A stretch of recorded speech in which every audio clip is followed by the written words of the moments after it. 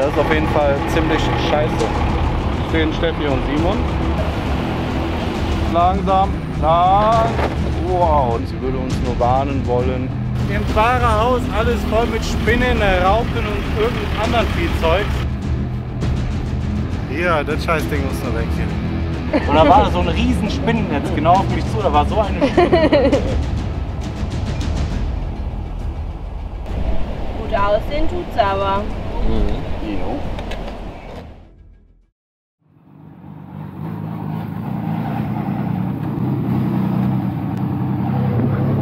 Da vorne fahren Steffi und Simon, auch aus Deutschland. Die beiden haben wir auf Instagram kennengelernt, die haben uns angeschrieben, dass sie jetzt auch aufs Festland verschiffen, ob wir uns treffen möchten. Und wir waren jetzt zufällig im Mazatlan und ja, jetzt haben wir uns ungefähr 300 Kilometer unter Mazatlan getroffen und wollten an den Strand fahren, aber es war unmöglich.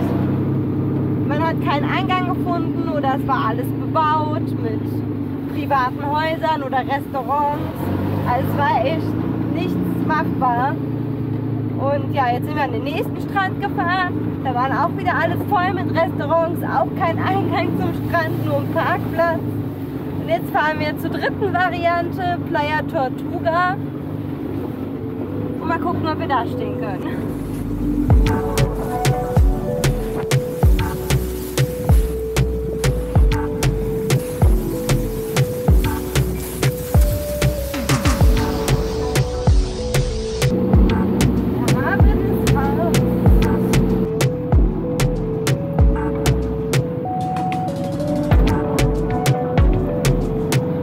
Aber das sieht doch bis jetzt schon ganz nett aus. Einmal Slalom um die Palmen. So, Strand gefunden. Hier kommen wir sogar tatsächlich drauf. Die Jungs fahren und die Mädels filmen, ne?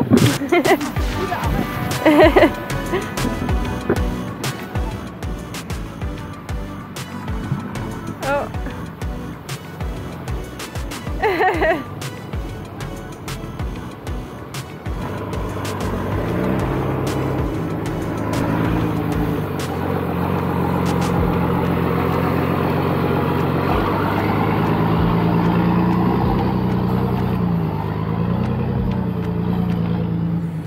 Festgefahren.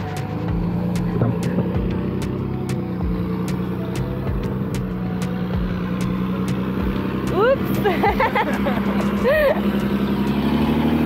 Hat man ja nicht kommen sehen, ja? Oh. Na? Ja. Du willst sagen, du steckst fest oder was?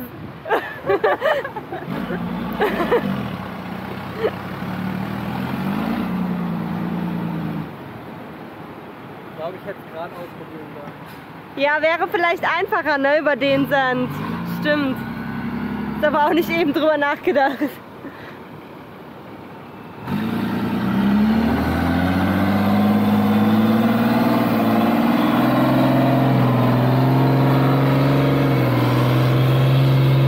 Oh.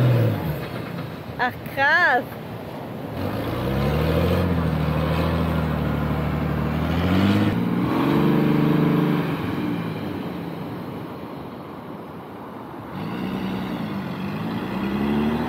Mit Anlauf!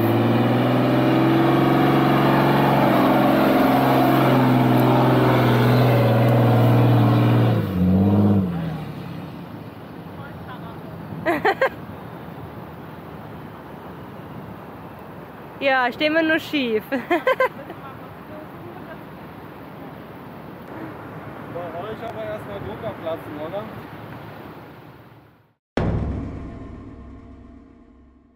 So, da hinten stehen Steffi und Simon, beziehungsweise stehen ihr Auto. Die zwei stehen hier und haben sich ein bisschen eingebuddelt, weil wir hier eigentlich einen schönen Strand gefunden haben, wo wir jetzt campen und ein Bierchen trinken wollten. Aber der Sand ist ganz schön weich, deswegen haben wir gerade unsere Reifen auch nochmal auf 2 Bar abgelassen. Versuchen jetzt erst die beiden rauszuziehen und haben beim Reifenablassen gerade festgestellt, dass wir einen Tankdeckel verloren haben. Keine Ahnung, wann und wo das passiert sein muss, aber das ist auf jeden Fall ziemlich scheiße.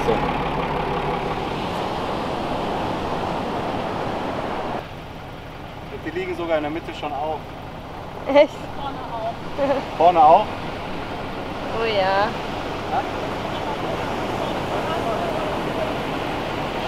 Naja, kriegen wir schon wieder raus hier.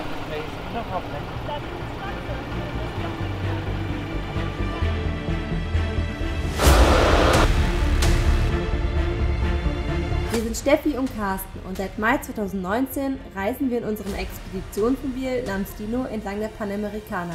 Bestimmt nicht die letzte große Reise, welche wir mit euch teilen werden.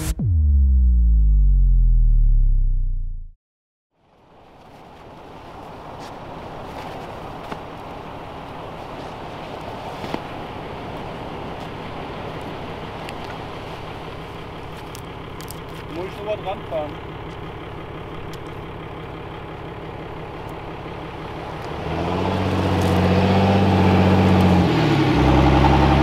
Stopp!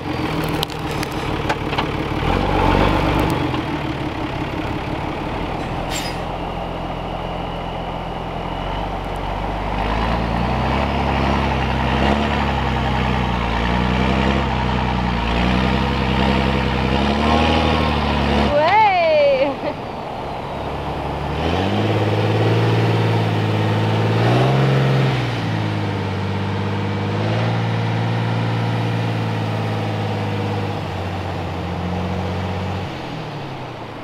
Das hat doch super geklappt.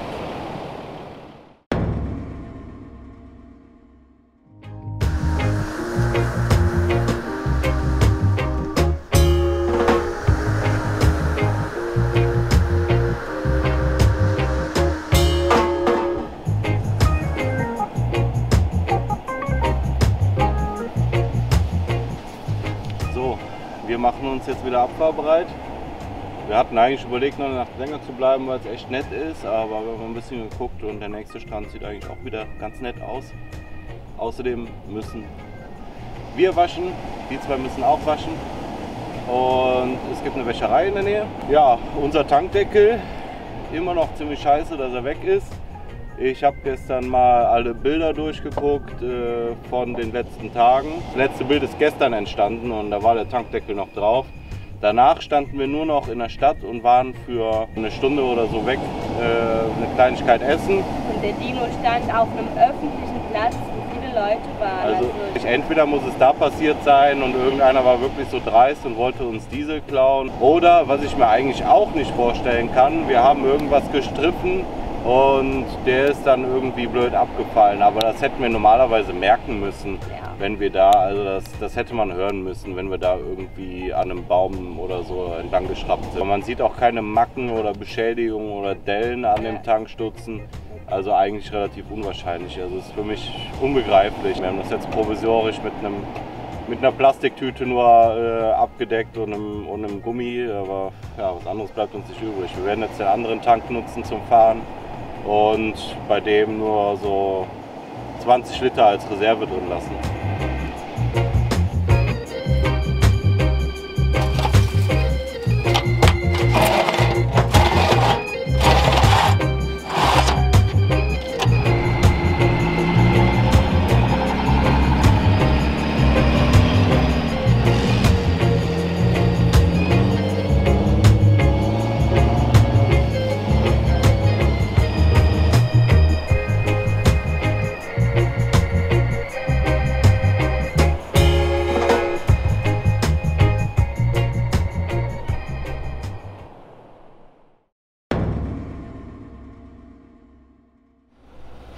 So, wieder dasselbe Problemchen wie vor 2 Tagen, dass wir keinen Zugang zum Strand gefunden haben. Und jetzt kurz vor Sonnenuntergang doch noch was gefunden haben. Sieht allerdings ein bisschen steil aus. Wir haben jetzt aber keine andere Möglichkeit, also wir müssen uns hier irgendwo hinstellen und übernachten, weil es wird jetzt dunkel und im Dunkeln fahren wir nicht weiter. Das hier ist jetzt der Zugang zum Strand, ziemlich steil, aber sollte machbar sein, wir haben ja alle 4x4. Wir lassen mal Simon vorfahren.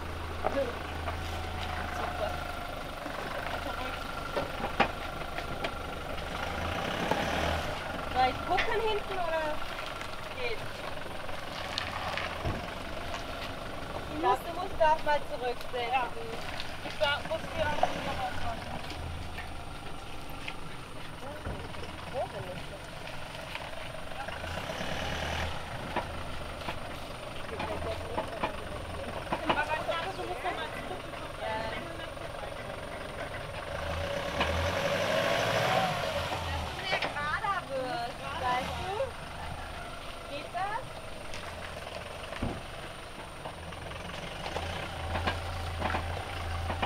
Oh Mann, ich freue mich schon, wenn wir da rangieren müssen. Ja, vorne passt, vorne passt. Ja, aber du musst weiter drüben bleiben. Du darfst mit dem Reifen dann nicht ins Loch reinfahren. Weiter nach links, nach links. Ja, jetzt einfach gerade, dann passt. Der fällt aber runter. Langsam. Ja, langsam das geht. Langsam, langsam, lang. Wow, das war knapp. Drück mal gegen die Kabine. Ja, drück dagegen. Ja, passt, passt, passt. Weiter. Halt dich links. Bis vorbei. Ja, ja, bis vorbei.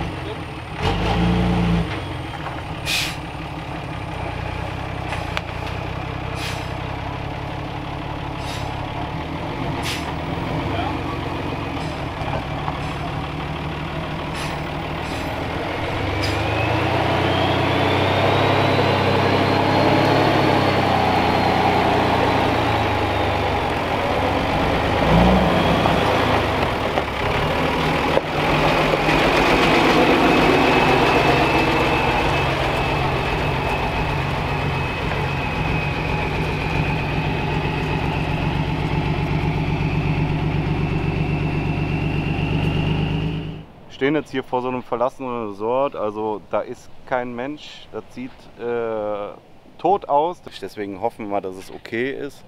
Wir wurden gerade schon von einer Dame, von einer Amerikanerin angesprochen. Sie würde uns nur warnen wollen, weil sie noch nie Fahrzeuge hier am Strand gesehen hätte. Natürlich wollen wir hier nicht irgendwelche Hotels blockieren, aber da das Hotel hier eh ausgestorben ist, hoffe ich mal, dass es in Ordnung ist. Und wenn, dann soll der Besitzer uns gerne ansprechen, dann können wir zu der nächsten Ruine fahren. Natürlich durften wir nicht stehen bleiben. Parken und Campen am Strand sei allgemein verboten. Das hätte die Community der Hoteliers in diesem Ort so entschieden, hat uns der Polizist freundlich erklärt und uns auf das örtliche Fußballfeld zum Übernachten geschickt.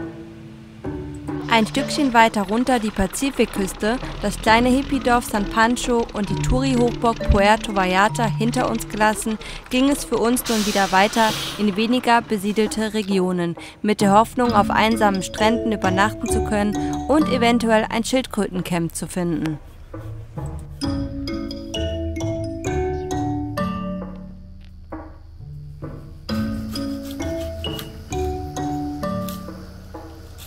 Ja, das Scheißding muss noch weg hier. Du musst, Steffi, ein bisschen nach vorne fahren. Ja. Achso, ne, ich fahre nach vorne. Moment. So ein Scheiß, ey. Letzte. Ich sag euch, hätten wir das vorher gewusst, dann wären wir hier natürlich nicht reingefahren. Aber wie das halt so ist, ne, dann denkt man, ah komm, ey, das ist bestimmt nur das eine Ding hier. Hauptsache, wir sind vor Sonnenuntergang am Strand. Wir haben jetzt noch so 1,5 Kilometer, müssten wir da sein. Da machst du den ganzen Scheiß ja auch noch in Flipflops.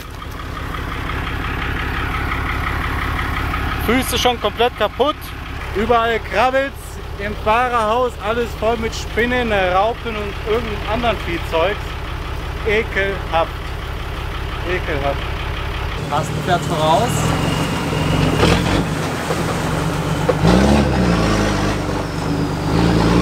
Ja, kein Problem. Sieht gut aus.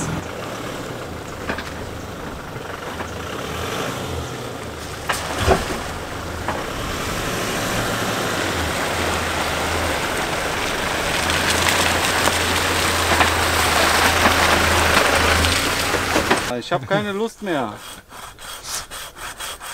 Ja, schon ziemlich dick hier der Baumstamm. Oh oh. Lässt du mal zurückrollen, Schatz? Ja, Mann! Stopp!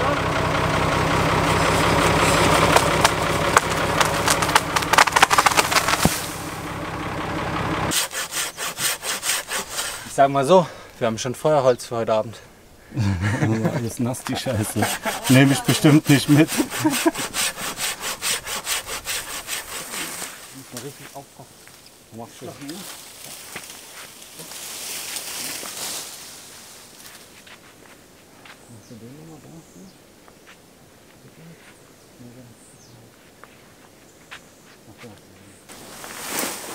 Ja, ja. Ich glaube, es geht so.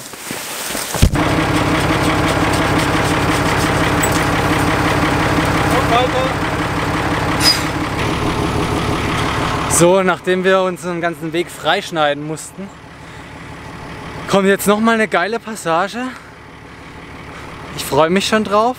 Das wird, ich glaube, ziemlich geil. Ich zeig's euch mal kurz.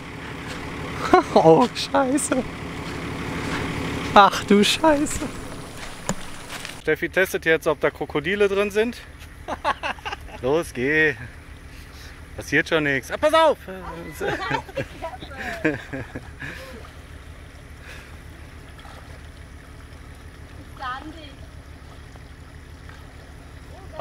Auch für euch ist schon... Na, das geht noch, oder?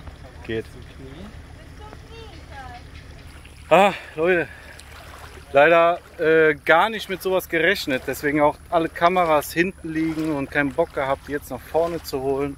Deswegen filmen wir jetzt alles mit dem Handy und Simon und Steffi von, wie heißt die jetzt nochmal? Auf wilder Fahrt, haben auch einen YouTube-Kanal. Bei denen ist, mal vorbeischauen. genau, unbedingt vorbeischauen und ein Abo da lassen.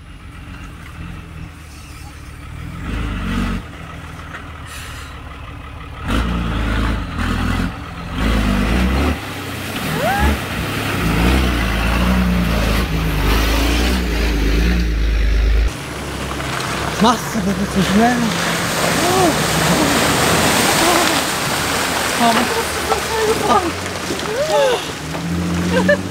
Was hat die so schnell gemacht? Warst du zu schnell? Ja, also mir war es zu schnell.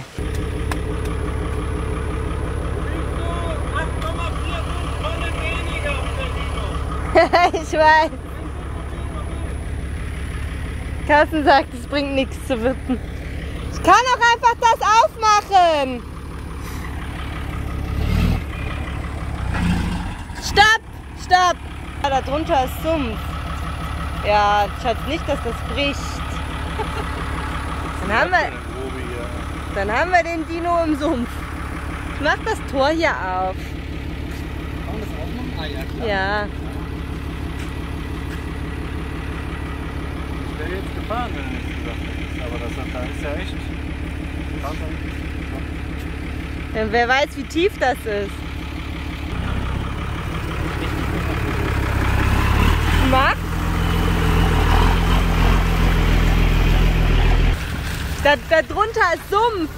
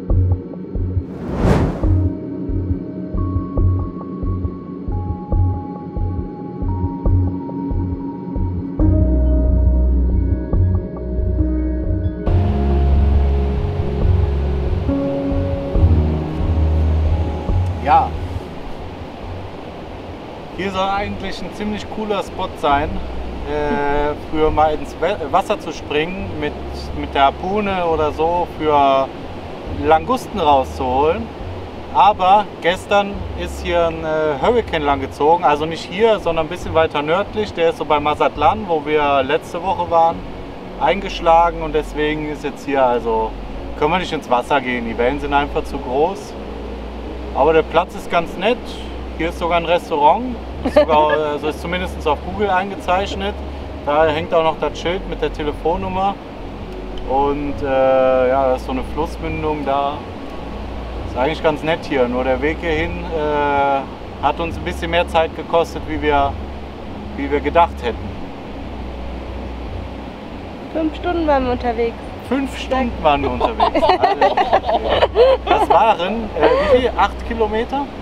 Oder Die Strecke 10? hier 10. 10 Kilometer? 100 Kilometer. 100 Kilometer, Ja. 5 Stunden. Ja. Ja, aber das letzte Stück, da haben wir bestimmt 4 Stunden für gebraucht. Und das waren nur 10 Kilometer. Ja. Ich muss trotzdem unbedingt jetzt mal in das Wasser hier gehen, weil ich sehe aus wie Sau, mich juckt alles, alles krabbelt. Ich habe das Gefühl, ich habe immer noch überall irgendwelche Viecher. Eben saß ich auf dem Dino, Steffi ist gefahren, ich rufe Stopp und die hört mich nicht. Und da war da so ein riesen Spinnennetz genau auf mich zu, da war so eine Spinne. Das war so ekelhaft. Ich habe die gerade mal so mit der Machete weggeschlagen. Keine Ahnung, wo die gelandet ist. Da ist übrigens das Restaurant, aber ich glaube, da hat schon länger keiner mehr gegessen.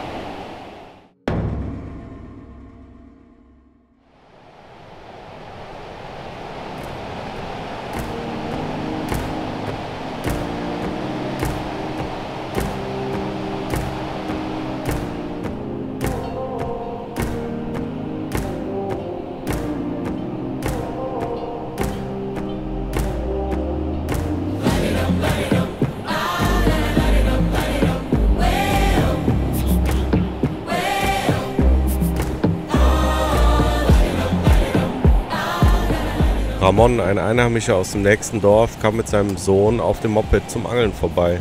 Er kam etwas schüchtern auf uns zu und hatte uns nach Werkzeug gefragt. Seine Kette war abgesprungen und hatte sich ungünstig um das vordere Ritzel gewickelt.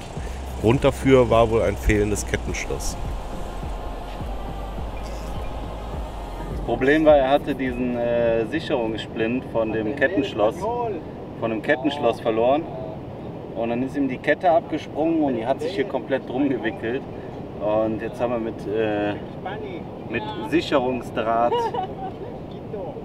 die Kette wieder gesichert. Das Problem ist aber, wenn du mal ein bisschen hier rumgehst, die Kette hat hier jede Menge Kabel aufgerissen.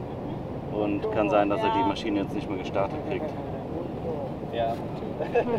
Gucken jetzt mal, dass wir das Ding am Laufen kriegen. Ansonsten müssen wir, weil er wohnt auch 10 Kilometer in die Richtung, wie wir gestern gekommen sind, vielleicht mal unser Motorrad abladen und dann ziehe ich ihn dahin oder so. Läuft wieder die Kiste. Auch ohne Kabel. Ja, ist bestimmt eine Verpflichtung, man kann nicht da. Ja, das kann sein. Nur Glück gehabt. Also müssen wir ihn nicht mit dem Motorrad ziehen, ja? Zum Glück nicht. Hätte ich auch wenig Bock zu gehabt, ehrlich gesagt.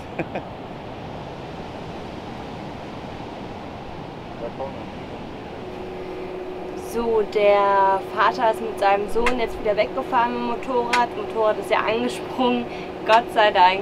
Und ja, die waren jetzt auch gerade kurz zusammen angeln, aber haben nichts gefangen. Und wir haben gestern einen richtig geilen Schweinebraten gekauft und den machen wir jetzt im Dutch-Ofen. Ich zeig's euch mal.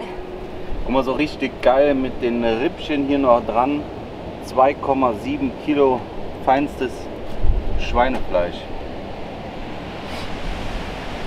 Der bleibt jetzt gleich so 5 Stunden, bis es dunkel ist, im Dutch-Ofen.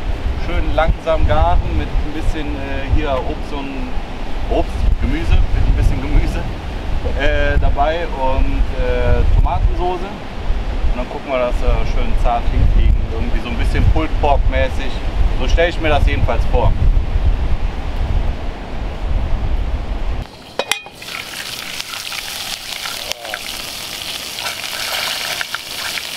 Das sieht gut aus. Ist jetzt so 10 Minuten drin, einmal zum Anbraten und gleich tun wir die Soße und Gemüse, also Zwiebeln anbraten, Gemüse anbraten, Tomatensoße dabei und so ein bisschen Wasser vielleicht noch. Und dann müssen wir immer nach und nach ein bisschen Wasser einkippen. Dann 4-5 Stunden oder so. Rein damit. Zum Ablöschen eine Dose Bier und noch so ein kleiner Schluck Agua Chili. Kommen jetzt noch Tomatillos, Tomaten, Äpfel und Knoblauch rein. Tomatillos kriegt man in Deutschland auch nicht, haben wir hier in Mexiko kennengelernt. Hat nichts mit Tomaten zu tun, auch wenn sie genauso aussehen wie Tomaten, zumindest äußerlich. Nur dass sie halt grün sind. Schmeckt so leicht säuerlich und Konsistenz, so würde ich mal wie so ein bisschen schwammig bezeichnen. Aber echt lecker für Suppen oder eine Gemüsepfanne oder für hier das. Also rein mit. Einfach rein.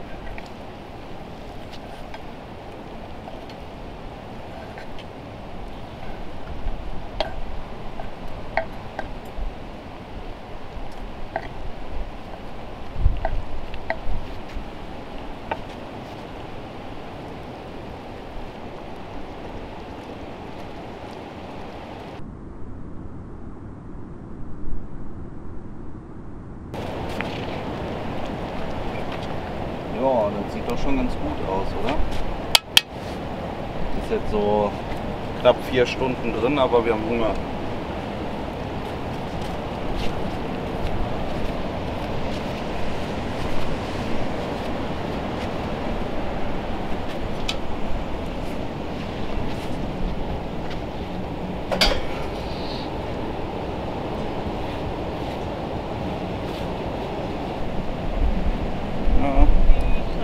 Für Pulled Pork nicht lang genug. Gut aussehen tut's aber. Jo. Sieht zu hell aus, das Fleisch. Ist ja auch geil. Vernünftig. Schwein. Ja, das ist schlecht gekauft. Hier haben wir noch ein paar Bratkartoffelchen. Gut ausmachen? Ja.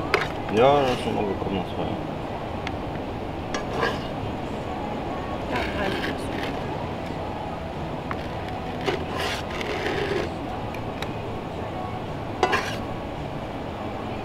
Jo.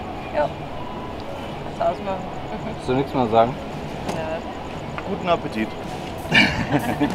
Setz dich auch mal hin.